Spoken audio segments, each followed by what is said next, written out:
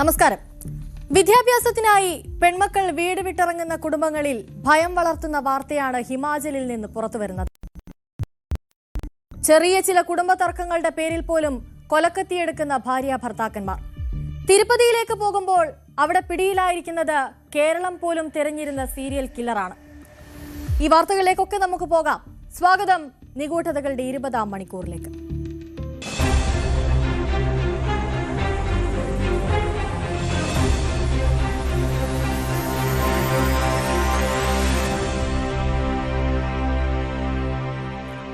തിരുപ്പതിയിൽ ഒരു സ്ത്രീയുടെ കൊലപാതകം അന്വേഷിച്ചു തുടങ്ങിയ പോലീസ് എത്തിച്ചേർന്നത് ഞെട്ടിക്കുന്ന നിരവധി കൊലപാതക കഥകളിലേക്കാണ്. ഒടുക്കം പിടിയിലായതാകട്ടെ വർഷങ്ങളായി പോലീസിന് തലവേദനയായിരുന്ന നാടിനെ വിറപ്പിച്ച ഒരു സീരിയൽ കില്ലർ.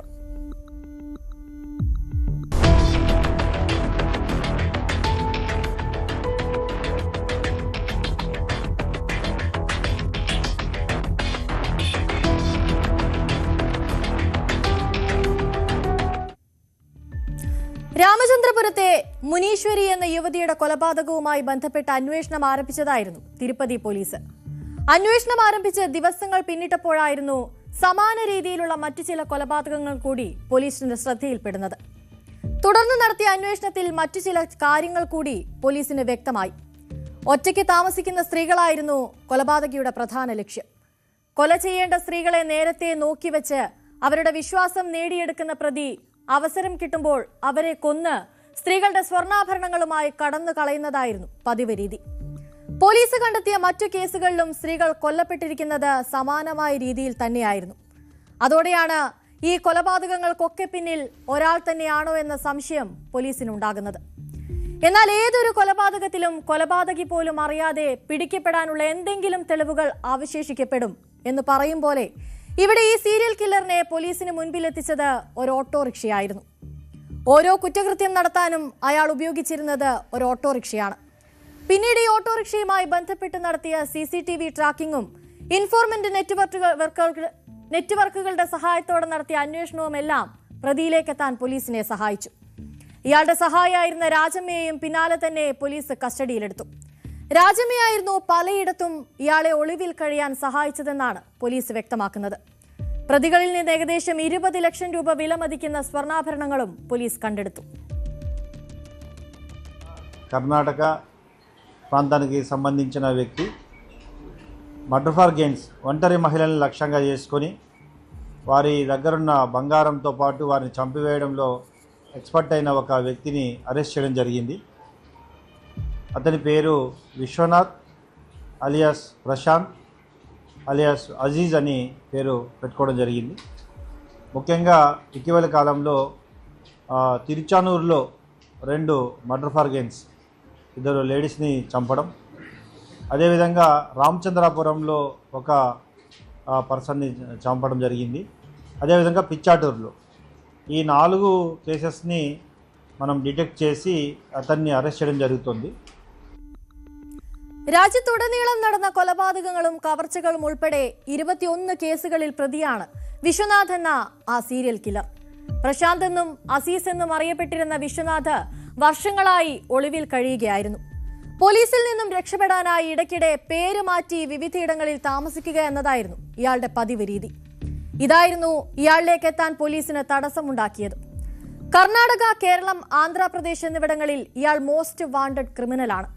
തിരുപ്പതി ജില്ലയിൽ മാത്രം, പ്രത്യേകിച്ച് തിരുച്ചാനൂർ, രാമചന്ദ്രപുരം, പിച്ചത്തൂർ പ്രദേശങ്ങളിൽ 4 കൊലപാതകങ്ങളിൽ വിശ്വനാഥിന് പങ്കുണ്ടെന്ന് പോലീസ് കണ്ടെത്തിയിട്ടുണ്ട്.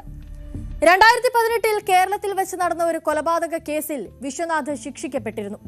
പിന്നീട് കസ്റ്റഡിയിൽ നിന്ന് അയാൾ രക്ഷപ്പെടുകയായിരുന്നു. അയാളെ പിടികൂടുന്നതിനായി ആവശ്യമായ വിവരങ്ങൾ നൽകുന്നവർക്ക് കേരള പോലീസ് 2 ലക്ഷം രൂപയാണ് പാരിതോഷികം പ്രഖ്യാപിച്ചത്. അതുകൊണ്ട് തന്നെ വിശ്വനാഥ് എന്ന സീരിയൽ കില്ലറുടെ അറസ്റ്റ് തിരുപ്പതി നിവാസികൾക്ക് മാത്രമല്ല, മറ്റ് സംസ്ഥാനങ്ങളിലെ പോലീസ് വകുപ്പുകൾക്കും അയാളുടെ അറസ്റ്റ് ആശ്വാസം നൽകുന്നതാണ്.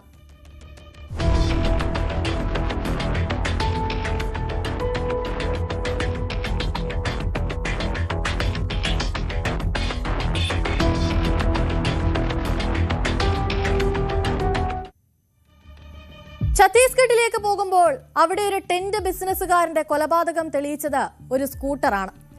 ഏപ്രിൽ 11 മുതൽ കാണാതായിരുന്ന ഇയാളുടെ മൃതദേഹം പോലീസ് കണ്ടെത്തുന്നത് ആളൊഴിഞ്ഞ ഒരു സ്ഥലത്തു നിന്നാണ്. പ്രതിയെ പോലീസ് പിടികൂടിയെങ്കിലും കൊലപാതക കാരണം ഇപ്പോഴും വ്യക്തമല്ല.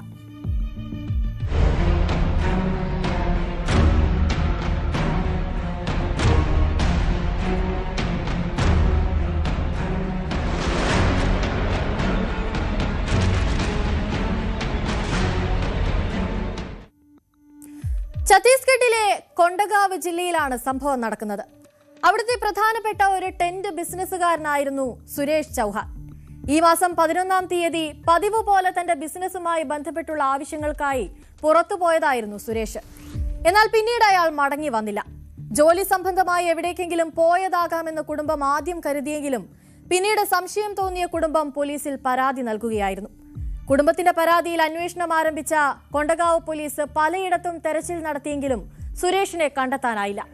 ഇതിനിടെയായിരുന്നു പ്രദേശത്തുള്ള വികാസ് ഗ്രൗണ്ടിൽ നിന്നും രക്തം പുരണ്ട ഒരു മോട്ടോർ സൈക്കിൾ പോലീസ് കണ്ടെത്തുന്നത്. ഇതായിരുന്നു കേസിലെ നിർണായകമായ വഴിത്തിരിവ്.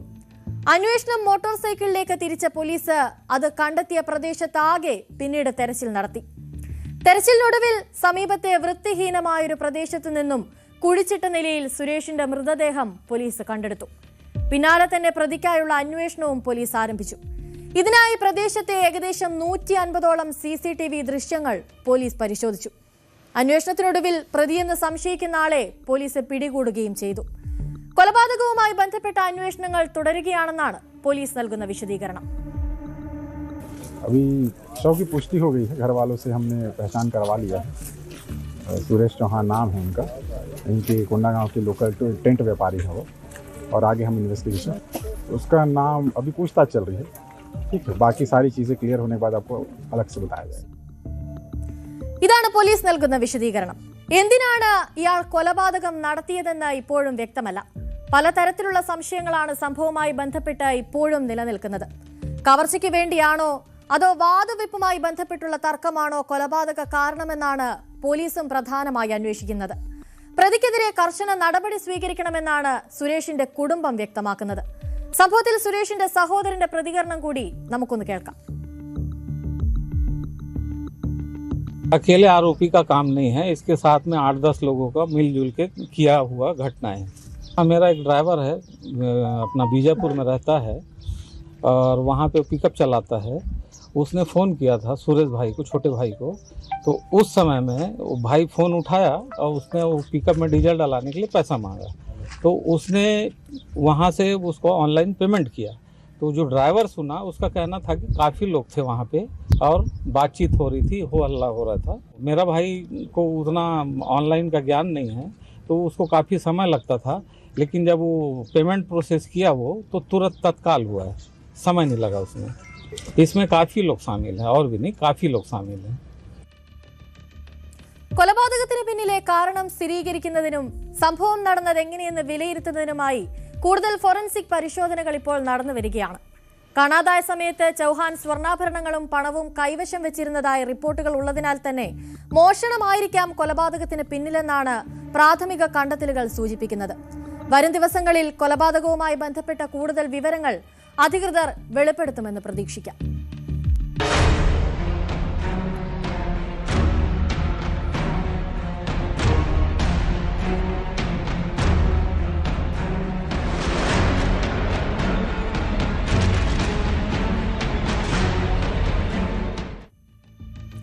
ഹിമാചലിൽ കോളേജിലേക്ക് പോകും വഴി ഒരു പെൺകുട്ടി കൊല്ലപ്പെട്ടിരിക്കുന്നു. പ്രതിയെ പോലീസ് പിടികൂടിയെങ്കിലും അവശേഷിക്കുന്ന ചോദ്യം എന്തെന്നാൽ യാതൊരു പ്രകോപനവും കൂടാതെ എന്തിനായിരിക്കും ആ കൊലപാതകം അയാൾ ചെയ്തതെന്നതാണ്.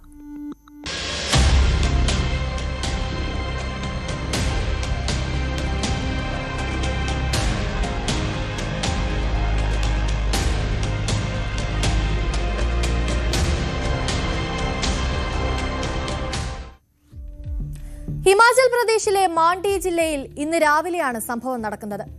സർക്കാഘട്ടിനടുത്തുള്ള നൈൻ ഗ്രാമത്തിൽ താമസിക്കുന്ന സിയ ഗുലേരിയ എന്ന പെൺകുട്ടിയാണ് കൊല്ലപ്പെട്ടത്. ഗോപാൽപൂർ പട്ടണത്തിൽ നിന്നും രാവിലെ 9:30 കോളേജിലേക്ക് പോവുകയായിരുന്നു ഈ പെൺകുട്ടി.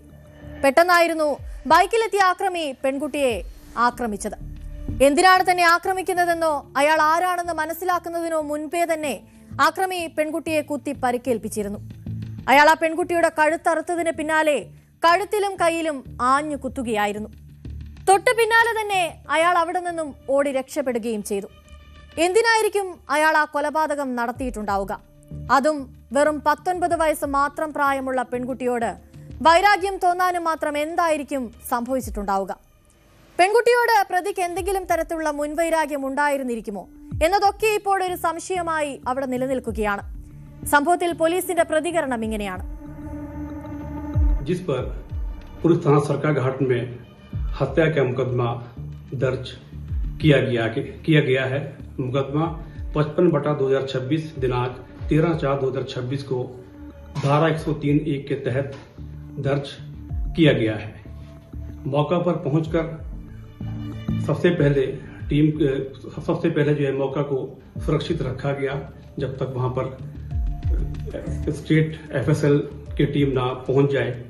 जैसे ही स्टेट एफएसएल की टीम मौका पर पहुंची, उन्होंने वहां से जो है साक्ष्य एकत्रित किए।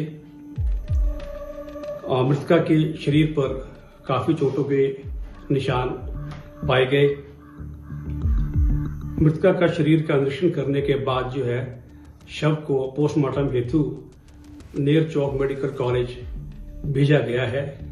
इस सिलसिले में पुलिस ने अभी तक एक विकास नामक व्यक्ति को गिरफ्तार किया है, जिससे कड़ाई से पूछताछ हमारी चली हुई है।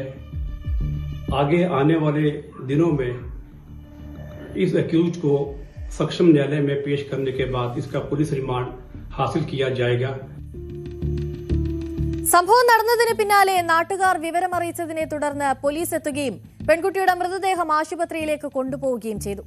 സമീപത്തെ CCTV ദൃശ്യങ്ങളുടെ സഹായത്തോടെ പ്രതിയെ തിരിച്ചറിഞ്ഞ പോലീസ് പിന്നാലെ തന്നെ അയാളുടെ നീക്കങ്ങൾ നിരീക്ഷിക്കുകയും പ്രതിയെ പിടികൂടുകയും ചെയ്തു.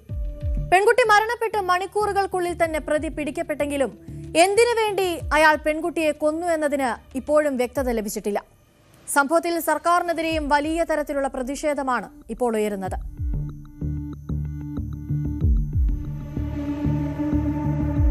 लोगों की रूह कांप गई जब लोगों को ये सुनने में आया कि इस तरीके की घटना को किसी ने अंजाम दिया। एक निर्दोष लड़की, एक भोली भाली बच्ची का जो है ब्रूटल मर्डर हुआ है और ये पूरी की पूरी जो हमारी व्यवस्था है उसको कटघरे में खड़ा करने वाली बात है।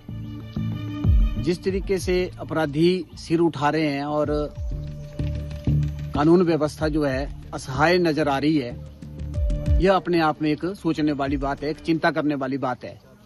और जिस तरीके से नशा और ये चिट्टा और दूसरी तमाम कुरीतियां जो हैं, गलत आदतें जो हैं, प्रवृत्तियां जो हैं वो बढ़ रही हैं, इसका ये अंजाम आज हम पूरा समाज भुगत रहे हैं। तो मैं तो इतना ही बोलना चाहता हूँ कि इस बच्ची के परिवारजनों के साथ न्याय हो, दोषियों को कड़ी से कड़ी सजा जो है वो दी जाए। അതോടൊപ്പം തന്നെ സംഭവത്തിൽ പ്രതിപക്ഷ നേതാവും മുൻ മുഖ്യമന്ത്രിയുമായ ജയറാം താക്കൂർ അടക്കം സംസ്ഥാനത്തെ ക്രമസമാധാന നിലയെക്കുറിച്ച് ചോദ്യങ്ങൾ ഉന്നയിച്ച് രംഗത്തെത്തിയിട്ടുണ്ട്. സംഭവത്തിൽ മറ്റ് അന്വേഷണങ്ങൾ ഇപ്പോൾ പുരോഗമിക്കുകയാണ്.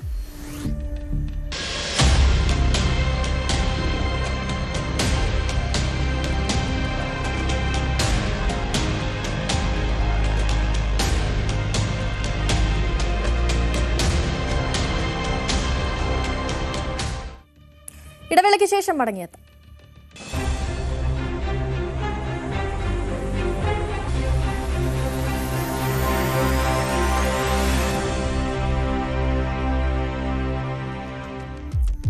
ഉത്തർപ്രദേശിൽ ഒരു യുവാവ് തന്റെ ഭാര്യയെ കൊലപ്പെടുത്തിയ ശേഷം നേരെ പോലീസ് സ്റ്റേഷനിലേക്കാണ്. ഞാൻ എന്റെ ഭാര്യയെ കൊലപ്പെടുത്തി, മൃതദേഹം വീട്ടിലുണ്ട്, പോയി എടുത്തോളൂ എന്നായിരുന്നു പോലീസിനോട് അയാളുടെ പ്രതികരണം.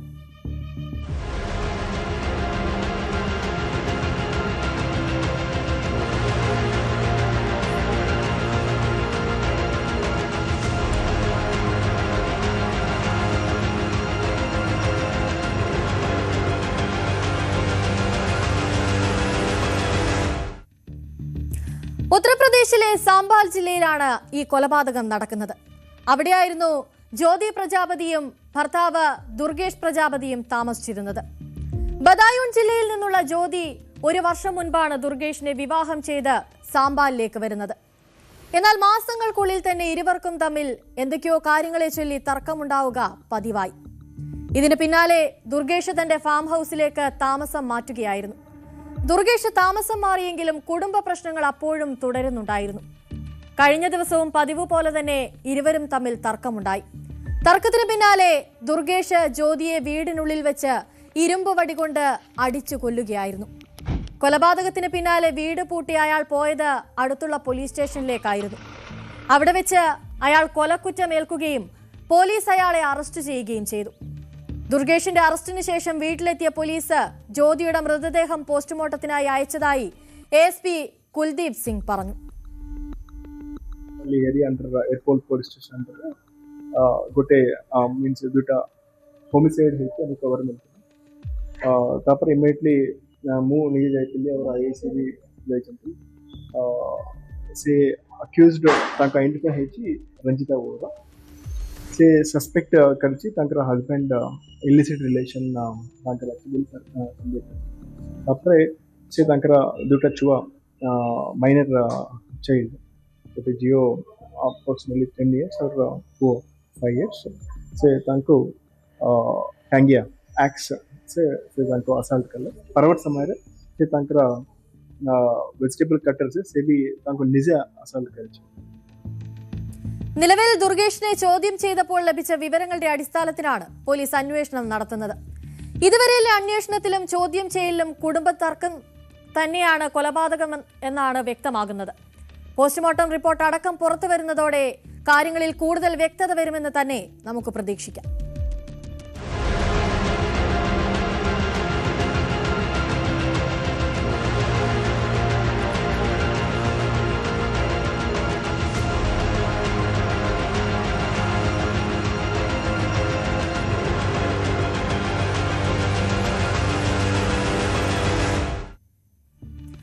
ബീഹാറിൽ ഒരു പോലീസുകാരന്റെ ഭാര്യ സ്വയം വെടിയുതിർത്ത് മരണപ്പെട്ടിരിക്കുന്നു.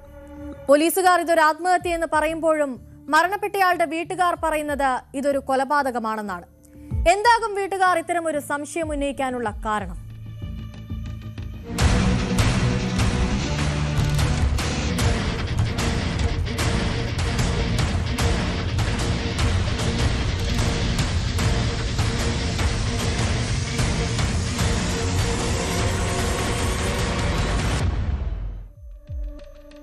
ബീഹാറിലെ മുൻഗേറിലെ ഒരു സബ് ഇൻസ്പെക്ടറുടെ ഭാര്യയാണ് ഭർത്താവിന്റെ സർവീസ് റിവോൾവർ ഉപയോഗിച്ച് വെടിവെച്ച് മരിച്ചത്.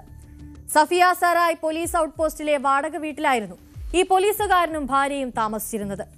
അവിടെ സബ് ഇൻസ്പെക്ടറായി ജോലി ചെയ്യുകയാണ് അയാൾ. അങ്ങനെയിരിക്കെയാണ് ഒരു ദിവസം അപ്രതീക്ഷിതമായി പോലീസുകാരന്റെ ഭാര്യ അയാളുടെ സർവീസ് റിവോൾവർ ഉപയോഗിച്ച് സ്വയം വെടിയുതിർത്തു എന്ന വിവരം പോലീസിന് ലഭിക്കുന്നത്. പോലീസ് എത്തി യുവതിയെ ആശുപത്രിയിൽ എത്തിച്ചെങ്കിലും ചികിത്സയ്ക്കിടെ അവർ മരണപ്പെടുകയായിരുന്നു. യുവതിയുടെ മരണത്തിൽ ആശുപത്രി അധികൃതർ നൽകുന്ന വിശദീകരണം കൂടി ഒന്ന് കേൾക്കാം. कभी मामला आया 6:30 के अराउंड हमारे अस्पताल में. वो पेशेंट ब्रॉड डेथ थी, तो मरी हुई आई थी, लेकिन फिर भी हमने अपना प्राइमरी जो इन्वेस्टिगेशन होता है वो करके उनको डेथ ही थी तो डिक्लेयर कर दिया ब्रॉड डेथ. गोली एकदम लेफ्ट साइड चेस्ट, मतलब चेस्ट के लेफ्ट साइड में लगा था और दोनों टाइप के वुंड थे, एंट्री वुंड भी थे और एग्जिट वुंड भी. 2025 ഫെബ്രുവരി 7-നായിരുന്നു ഈ പോലീസുകാരനുമായുള്ള യുവതിയുടെ വിവാഹം നടക്കുന്നത്. അതിനുശേഷം ഇരുവർക്കുമിടയിൽ തർക്കങ്ങൾ പതിവായിരുന്നെന്നാണ് യുവതിയുടെ കുടുംബം വ്യക്തമാക്കുന്നത്. പ്രാഥമിക ചോദ്യം ചെയ്യലിൽ എസ്ഐയും ഭാര്യയും തമ്മിൽ ഇടയ്ക്കിടെ ഗാർഹിക തർക്കങ്ങൾ ഉണ്ടായിരുന്നുവെന്ന് പോലീസിന് വ്യക്തമായി. മകളുടേത് മരണമല്ല, കൊലപാതകമാണെന്നാണ് യുവതിയുടെ പിതാവും പറയുന്നത്. മരുമകനും മറ്റൊരു പോലീസ് ഉദ്യോഗസ്ഥയും തമ്മിൽ ബന്ധമുണ്ടെന്നും ഇത് മകൾ ചോദ്യം ചെയ്യുന്നതാണ് ഇവർ തമ്മിൽ നിരന്തരം തർക്കമുണ്ടാകാനുള്ള കാരണമെന്നുമാണ് പിതാവ് പറയുന്നത്. ഇതേ കാര്യം പറഞ്ഞ് അയാൾ മകളെ പതിവായി ഉപദ്രവിക്കാറുണ്ടായിരുന്നുവെന്നും അവർ പറയുന്നു. യുവതിയുടെ മരണം കൊലപാതകമാണെന്നതിൽ വീട്ടുകാർ ഉറച്ചു നിൽക്കാനുള്ള കാരണവും ഇതുതന്നെയാണ്. കൂടാതെ സംഭവം നടക്കുന്നതിന് തൊട്ടു മുൻപ് വരെ മകളെ വിളിച്ചപ്പോൾ അവൾ വളരെ സന്തോഷവതിയായിരുന്നുവെന്നാണ് യുവതിയുടെ അമ്മയും പോലീസിനോട് പറഞ്ഞത്. അത്ര സന്തോഷവതിയായിരുന്ന അവർ പിന്നെ എന്തിന് ആത്മഹത്യ ചെയ്യണമെന്നതാണ് യുവതിയുടെ വീട്ടുകാർ ചോദിക്കുന്നത്. നിലവിൽ പോലീസുകാർ ഇതിൽ അന്വേഷണം പുരോഗമിക്കുകയാണ്.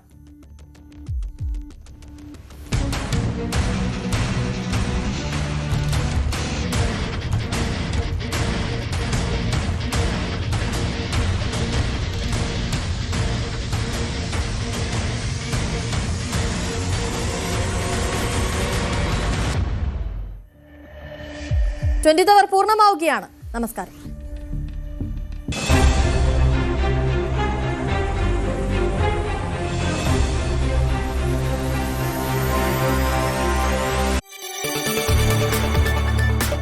കൂടുതൽ വാർത്തകൾക്ക് news 18 Keralam YouTube channel subscribe ചെയ്യുക.